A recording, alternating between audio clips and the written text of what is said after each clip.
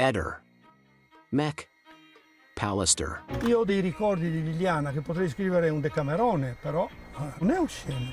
Loro erano giudici di gara nelle gare sportive e allora lì io penso che il loro rapporto era più di conoscenza che di amicizia. La settimana prima del funerale di Liliana ero a Trieste e stavo ricostruendo il percorso che conduceva dalla casa di Liliana a quella di Claudio Sterpin e dissi che secondo me Claudio si era allarmato un po' troppo presto. Come giustifichi oggi quel comportamento? Perché lei doveva venire a casa mia entro le 10, ma io dico entro le 9:30, non ritardava mai di più.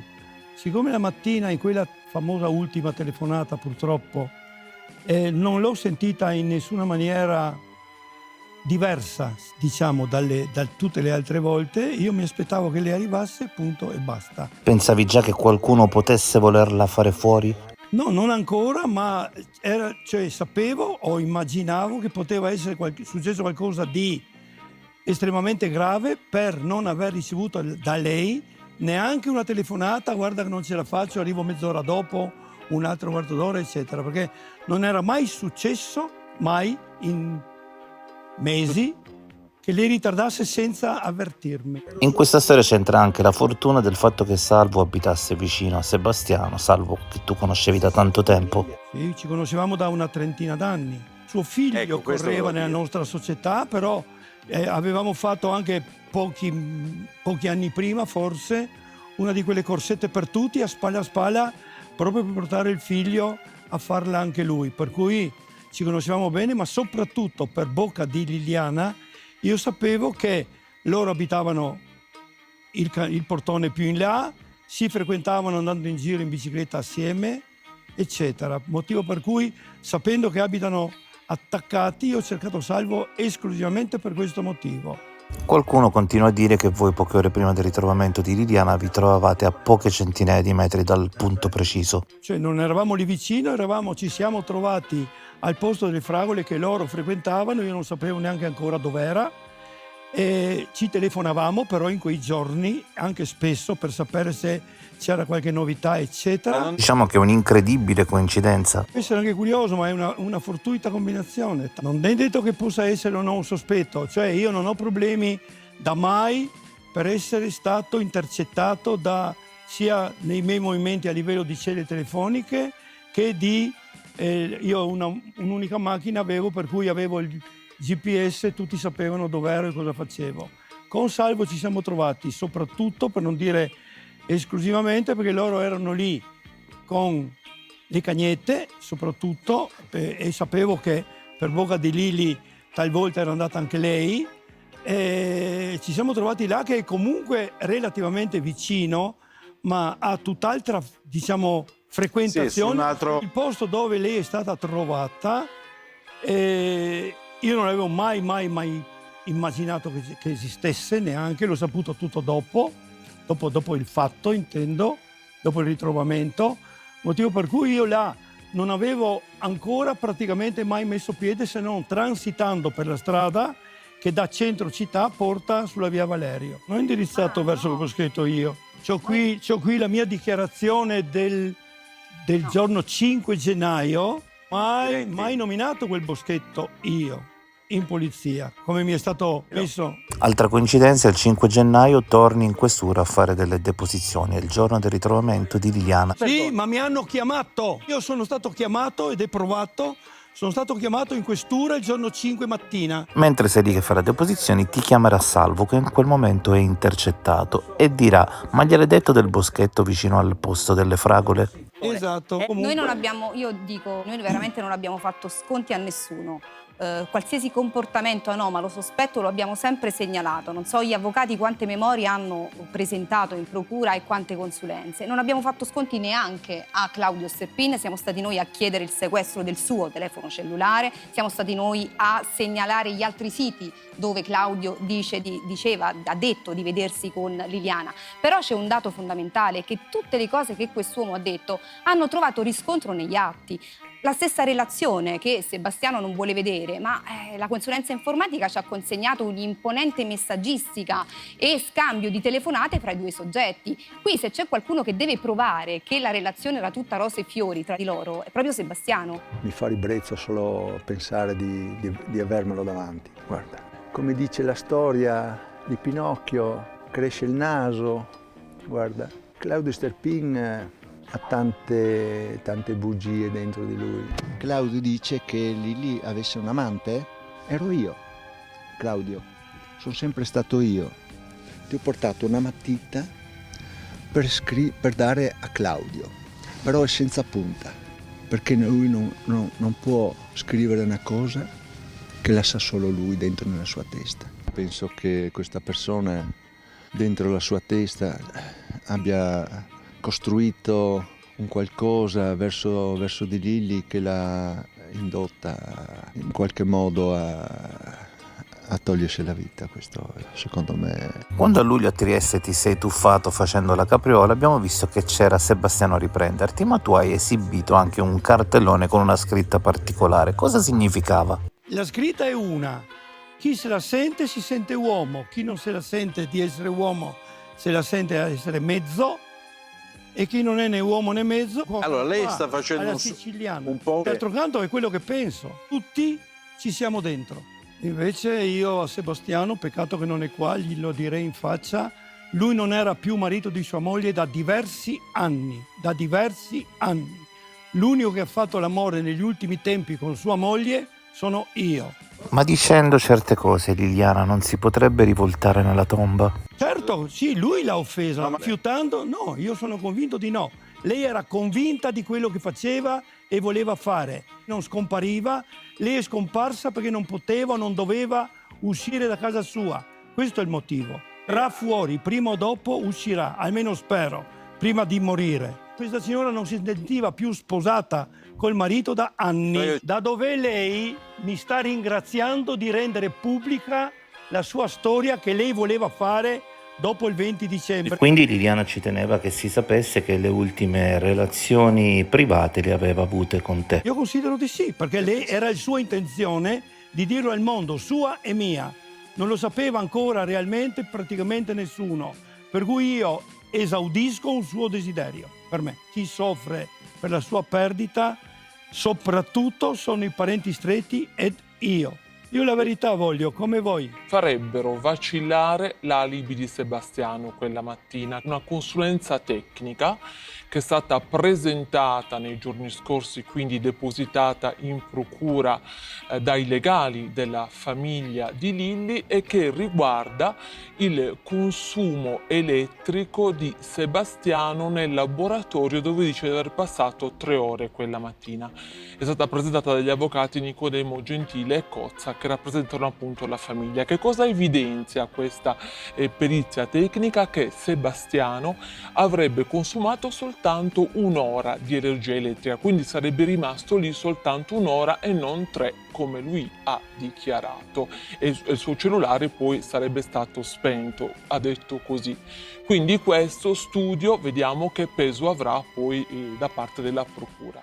Lui ha ostentato da subito, 2 giorni dopo, io un alibi perfetto. A che cosa gli serve se la moglie è appena sparita, scomparsa? Cioè io e il fratello concordi speravamo che si fosse riparata da qualche amica o cugina, ne aveva, eccetera.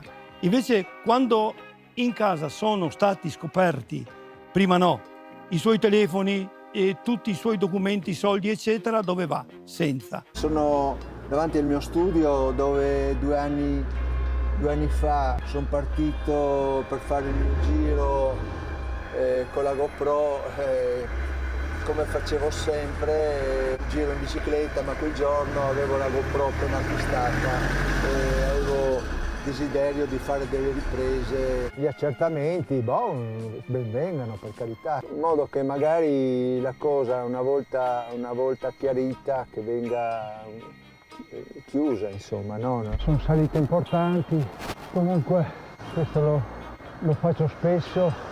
E siamo qua all'altezza del ponte della ferrovia di via Borromea. Ecco, adesso mi fermo qua davanti a questa bellissima villa. Dovrebbe essere la Villa Bonomo, penso. Perché a questo punto del tragitto il tuo telefono aggancia la cella di via San Primo che non c'entra niente con questa zona? Cioè, io ho fatto questi video, queste cose, senza star lì a guardare le celle telefoniche, questo e quest'altro. Sono cose che comunque verranno, o sono già state visualizzate dagli inquirenti, no? Sono arrivato qua all'obelisco come ho fatto 2 anni fa. Niente, poi il percorso è proseguito verso Campeggio, l'altopiano, ecco, Carsico. E cosa ci dici riguardo al mistero di quel tratto percorso in 13 secondi e che in realtà richiedeva molto, ma molto più tempo? Guarda, queste sono cose tecniche sui tempi, sulle cose dei video, dei percorsi che faccio, dipende la velocità che vado, dipende da tanti aspetti. Io non ho elementi per giustificare queste cose. Avevo l'abitudine di fare dei video, diciamo, di qualche minuto, così a secondo della zona, del paesaggio, guardavo, se mi piaceva lo tenevo, se no lo cancellavo. Attaccare e staccare le registrazioni è scomodissimo, ma Sebastiano sapeva che la sua memory card poteva supportare ad un'alta risoluzione circa 1 ora di registrazione. Allora, se non avesse frammentato le riprese, a un certo punto la sua memory card avrebbe finito lo spazio ed una parte quindi della giornata che lui voleva coprire con l'alibi della GoPro sarebbe rimasta scoperta in quanto non sarebbe venuta registrata. Con la tecnica dei piccoli frammenti invece avrebbe potuto coprire anche parecchie ore. Già il giorno 14 lui dice di essere andato in dei posti dove non è andato, ma la sera prima, a portare dei coltelli. E proprio alle 9, quando Lilly avrebbe dovuto essere alla Wind. Lui doveva essere a quell'ora in Galleria Rossoni a portare i coltelli, invece i coltelli erano lì la mattina del giorno 14, perché portati la sera del 13. Questo è provato. Claudio, quando hai saputo che Gabriella stava a pochi metri dietro Liliana? Io devo dire che da lei l'ho saputo un bel po' di tempo fa. L'ho saputo qualche mese fa, come tutta l'Italia. Noi infatti abbiamo chiesto anche un approfondimento sulla GoPro, anche perché sì, è vero, ci può essere un rimbalzo di cella, però ci sono altre anomalie su quella GoPro, mancano 2 video e poi c'è un percorso che secondo i video montati da Sebastiano lo avrebbe percorso in 13 secondi, quando invece non è proprio assolutamente possibile, è incompatibile con la reale durata. Poi voglio dire, mentre Sebastiano cercava l'alibi, cioè invece di cercare la moglie, Sebastiano cercava l'alibi perfetto, ma così perfetto non è, perché in realtà anche quella mattina Sebastiano al magazzino ci sta 3 ore e non è mai capitato che Sebastiano stesse 3 ore in quel magazzino e a telefono spento, cosa anche questa mai capitata. Cosa è successo? Sebastiano sarebbe stato nel magazzino di via Donadoni 1 ora e non 3. Che cosa potrebbe essere successo in questo frangente a Liliana? Cioè, io potrei immaginarlo, ma è difficile dirlo, perché potrebbe essere è un'idea mia.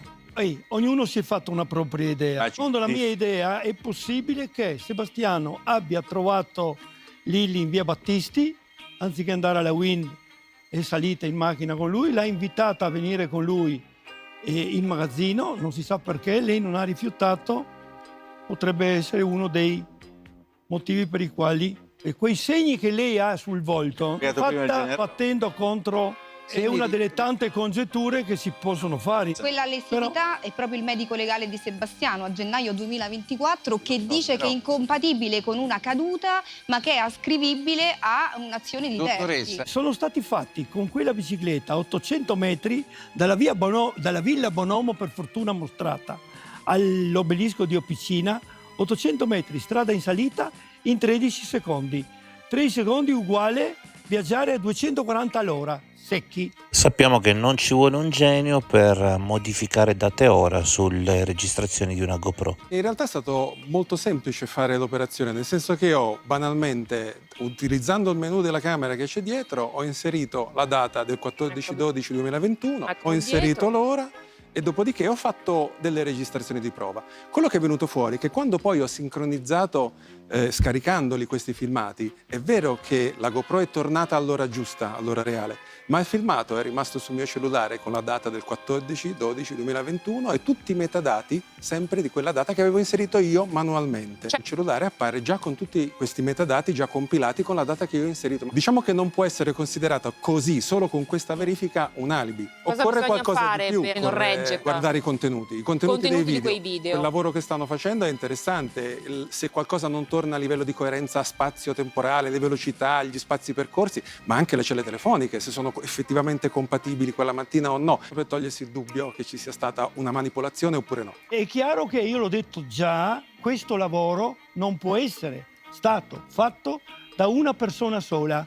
Voglio persino mettere via Sebastiano, perché dove è stata trovata Lilli è escluso assolutamente, proprio per logica, che uno possa andare lì in quel posto senza farsi un segno, un graffio, con i sacchetti dell'immondizia pulitissimi, senza un'impronta.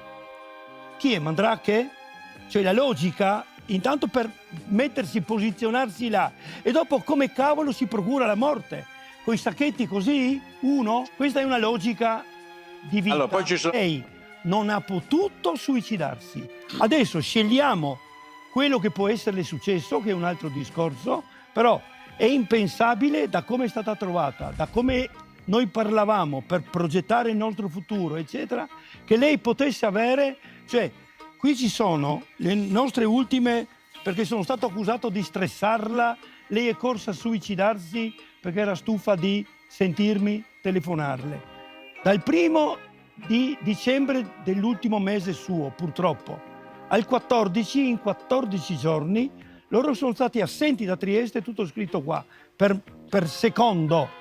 Sono stati assenti da Trieste il 2, il 3, il 4 dicembre, proprio assenti, e il 10, 11 e 12, fuori Trieste. L'8 erano a San Lorenzo Isontino, a una festa, per cui abbiamo avuto, io e lei, 7 giorni per sentirci. Ecco, in questi 7 giorni lei ha chiamato me 14 volte, io ho chiamato lei 3. La stressavo?